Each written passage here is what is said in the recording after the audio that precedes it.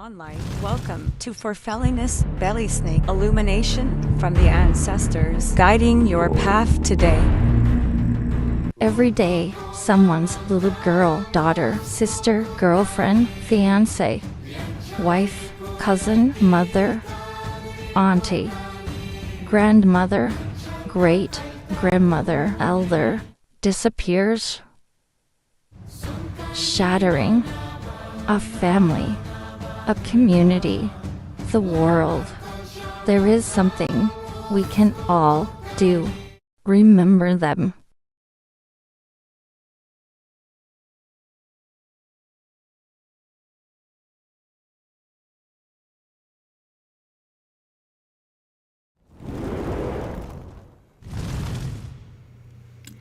Good morning and happy Freya's Day to you today. I want to talk about the Loom of the Saga. We'll talk about some direction of energies and where they're going and how they're either promoting our existence or kind of beginning to diminish it. Before we get started today, as always, I want to give a huge shout out to those who've followed and subscribed us on any of the platforms that we're available on. I deeply appreciate your commitment and your contribution to helping us distribute a message far and wide that we are indeed in charge of our mental health, and we can do wonderful things each and every minute of each and every day to make that happen. As always, I want to give a huge shout out to New Reality TV. NewRealityTV.com is a streaming channel dedicated to spiritual perspectives that can hopefully resonate within us and help us to evolve to that next level of evolution along our spiritual journey. Today's episode is brought to you by Ravin-Crossbows, and this week, or this month I should say, they're having a wonderful sale on refurbished crossbows. So if you're interested, remember every legend has a keystone, that piece that makes the whole song. Ravin-Crossbows is that keystone. Tight, fast, and unwavering, crafted for accuracy when a single shot must decide the story. So, carry the sure hand into the wild. Learn more at our website, akumedia.akulfhednar.com/sponsors. So there you will find out all the information you can. For those of you who may have comments or questions, by all means, our live chat is open this morning, that you can pose those questions, and hopefully we can weave it into our morning discussion. So today I want to talk about the loom of the saga. And one of the things I want to kind of bring to the forefront of our mind, particularly today as we celebrate Freya's Day, Freya, of course, being the goddess of love and war, but she also created within us an understanding of the magic that existed throughout the realms. And her understanding and her definition of magic simply said that we knew those magicians who could manage that energy knew how to manage their own intrinsic and certainly the extrinsic energy of the spirits around us. So we could manage that energy in such a way that we could manifest things. Now, this calls back to particularly the understanding that my ancestors, the Norse, would have, particularly given magic, in that we had two forms, as we've mentioned before. We had steather magic, which was simply casting a spell, putting energy out there, and then allowing our spiritual entities, all that spiritual entities around us, to help us to bring that energy to fruition as a manifestation here on the physical realm. The second level, of course, being spakkraft, and spakkraft magic simply said that the magician had the energy inside. They were able to manifest enough focused energy to now create or manifest whatever it was. So very powerful pieces. But one of the main differences that I call out today is this idea of focus and the power of focus. Many times we talk about speaking, creating energy within our environment, and that energy is then interpreted by others, and it's passed for a certain distance. Here on the physical realm, we have this thing called space, but of course, the space is now kind of manipulated a little bit when we consider obviously the internet, which can travel far and wide. But we have this ability of creating a focus pocket, if you will, of energy around us. And this is where other people who may be a little bit more intuitive, who may have some form of empathy, can pick up on. And they can kind of read our energy levels in whichever direction it is.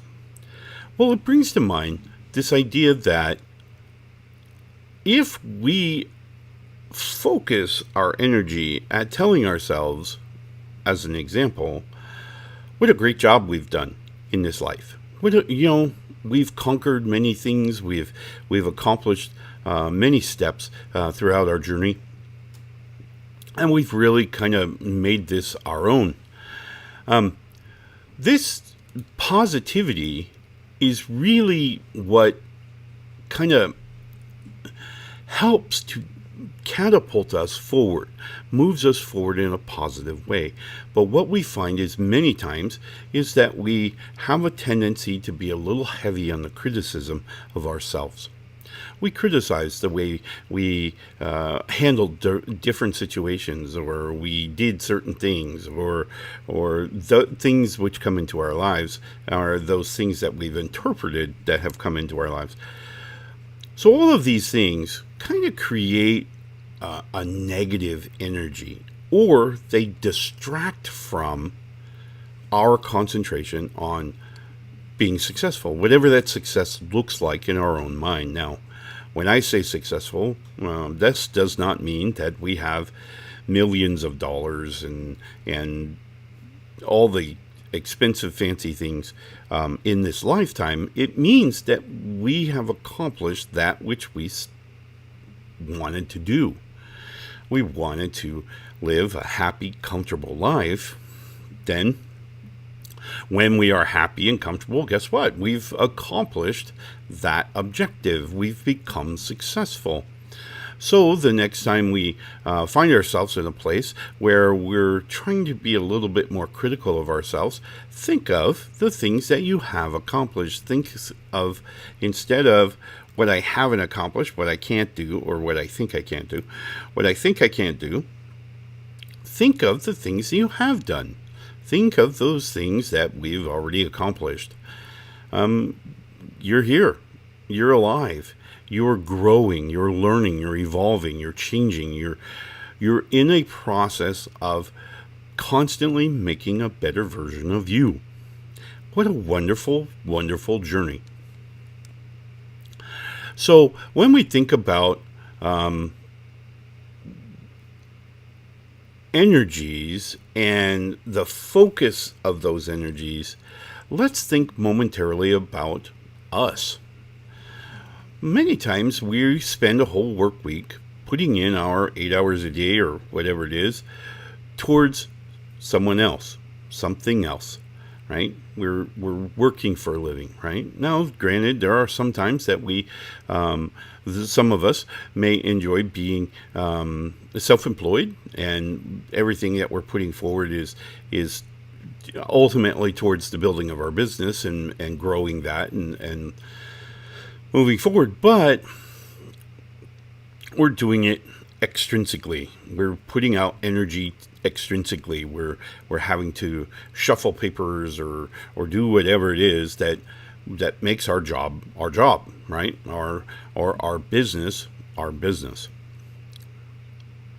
And that energy is constantly going out. We're thinking about new ways, maybe new revenue streams, or new ways to help our service become even better, right? Whatever it is, we're constantly kind of keeping that in the forefront of our mind as we think about business. So we're casting energy extrinsically. So this you could think of in the old Norse way of thinking. You could say this is seether magic, because again, we're casting it out there, and we're hoping that the spirits will gather around and rally and push this thing to fruition. So this is very much a seether kind of magic understanding. So when we think of that focus, the key word to think about in that sentence or in that whole description is this idea that we're casting energy extrinsically. We're pushing it out. And what many times we forget is, and we all do it, myself included, is that we're putting out so much energy that we forget to bring some back. Forget to focus a little bit of that energy on us. Remember, whatever you concentrate on, whatever you're focused on, wherever your attention is, that's what's receiving your energy. Whatever it is, whether it be verbally, whether it be concentration, whether it be part of our thought process, whatever it is, when we're focusing on something, that's where our energy is going. Okay?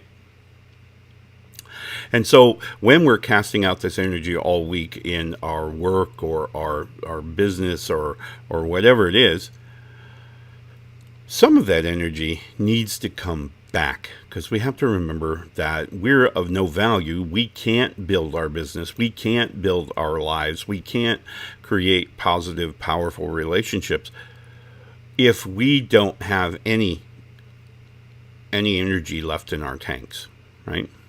So if we're drained, we can't benefit anyone else, right? We don't have the energy to do that. So what we have to remember is this whole idea of self-care, and we've spoken about it before, and we've talked about meditation, we've talked about concentration, how to concentrate back on the self.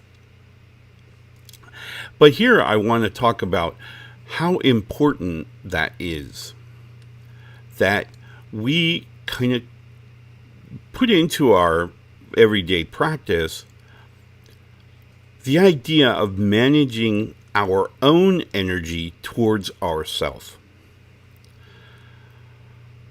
And this is where the criticism and some of the negative talk towards ourselves can be very detrimental to our spiritual growth, to our energy growth, right? Because I say spiritual growth because to me, this is spiritual energy. This is energy that we're interfacing with the spiritual realm.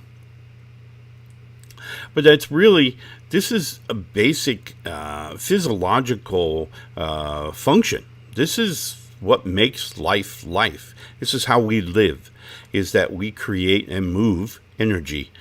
That's normal everyday life. So by Friday, many of us are spent. We're pretty much done, right? By Friday at 5 o'clock or whatever time it is for you, you're pretty much burnt out. You're done. And the reason you are that way is that you've spent all week concentrating on extrinsic stuff. Family, business, work, socialization, all of the stuff. You've been pushing all of your energy out extrinsically to yourself.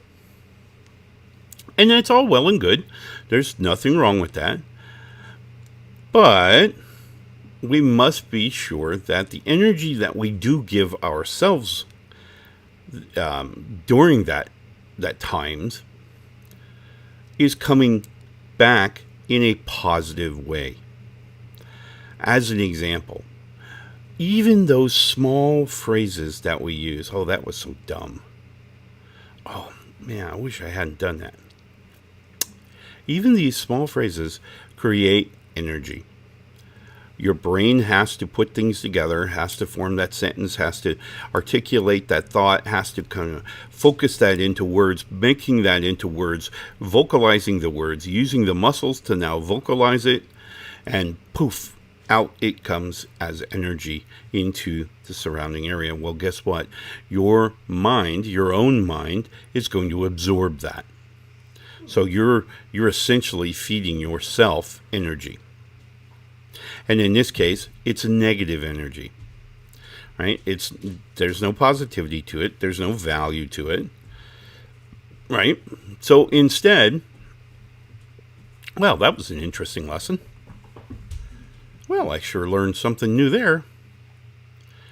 The negativity is now contorted, right? So it's not negative. It may not be positive. Wow, I sure learned something new now. Now we're talking positivity. We've changed the perspective of that energy now to where that energy that does come back, I did this, whatever, right? I'm directing that energy back to me. It's not negative. So during our week, if we spent more time doing that, just the little bits, it's the little phrases that get us, is that they build up throughout the week and they're constant, right? And so by Friday, of course, we're spent, we're done. Our energy tanks are drained. We're ready for the weekend. We're ready for some healing. We're ready for some just downtime, right? Well, that's the thing here. That's what we're talking about. By creating a positive energy, even in those little forms along our week, we create positive. We're not so burnt out by Friday. By the time we arrive at Freia's Day today, we can absolutely embrace fun or social events, positive influence than a negative one. So it's these little things, and of course those negative little things are super powerful when it's produced out verbally and received by another individual. Okay, and so they accept that negativity, and they're like, rah, right? So they're overwhelmed, and they're getting negative energies as well. Even though you've said, hey, this is about me, they're receiving that negative energy too. So being cognizant of these little moments helps us to arrive at Freia's Day with some energy still left in the tank, so that as we spend now the weekend refueling, focusing on the self, looking inwards, we can now we start at a much higher level of energy capable. All right. So as always this morning, we are looking to the runes. The gods have given us these very small staves at which to communicate with them and allow them to communicate with us and to brief us, to give us guidance and maybe wisdom. So today's rune is Uruz. Uruz, of course, Uruz, the second rune of the Elder Futhark. Uruz represents a lot of things, but it represents luck and tenacity, consistency, and strength. But here today, we're talking about manifestation, endurance, healing, and survival. And what we're talking about is that direction of energies. Uru says, according to the gods today, our question of what are those things that we need to exceed, to become a better version of us, what does that look like? And it looks like we're going to redirect some of our energies as per our discussion. We're going to look at directing that energy to manifest that which we desire. Those situations, those positions within the environment, those positions within our social circle, all of the things that we are really hoping for and desiring to manifest. Uruz is telling us that that is indeed possible when we think about the direction of the energy. So I think it's very fitting that in today's discussion we have Uruz as our rune. Now, I just want to remind you, for those of you who haven't done rune casting and may not be familiar with the art, and that's what it is, it's an art, because it comes down to a lot of intuition. But many times you will draw a rune and it will be what's called inverted or upside down. This cautions us. And today we don't have any cautions. Uruz was drawn in an upright form. And so we're not really looking at cautions. We're looking at understanding. We're looking at benefiting. And how can we benefit ourselves? All right. All right, I have to take a very quick commercial break. When we come back, I want to kind of talk about how we can use this Loom of the Saga to go forward and use in our everyday life. So we'll be right back after this commercial. The air. The time is now. We're all waking up. We're waking up. We're all waking up. It's all shifting. New vibrations. It's you. It's you. It's me. It's all of us. Together. A new time. A new day. A new energy. A new energy. New reality. Awaken with us. Awaken with us. Awaken with us. NewRealityTV.com.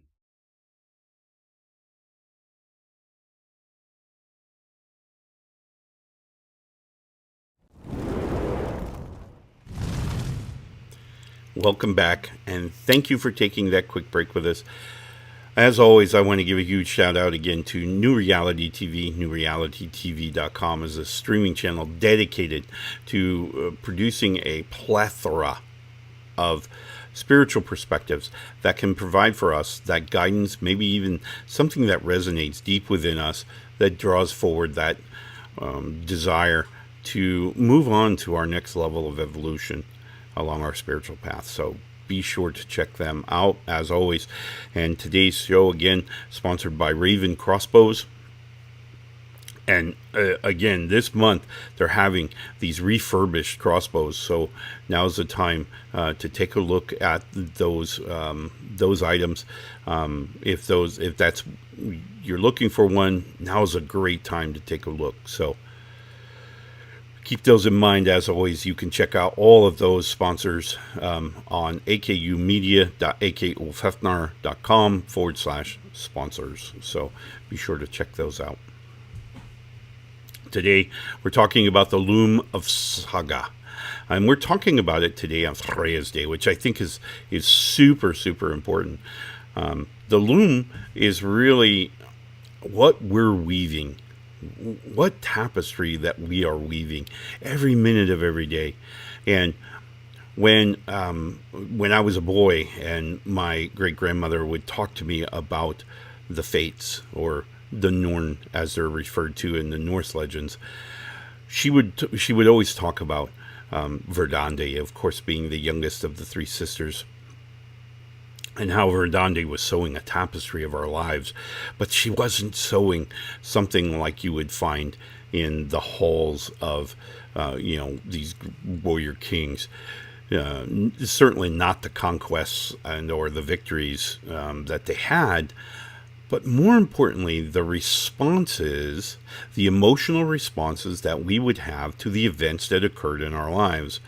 So she was sewing a tapestry of how our virtues, our values, and our belief systems were connected to that of valor and honor. Okay?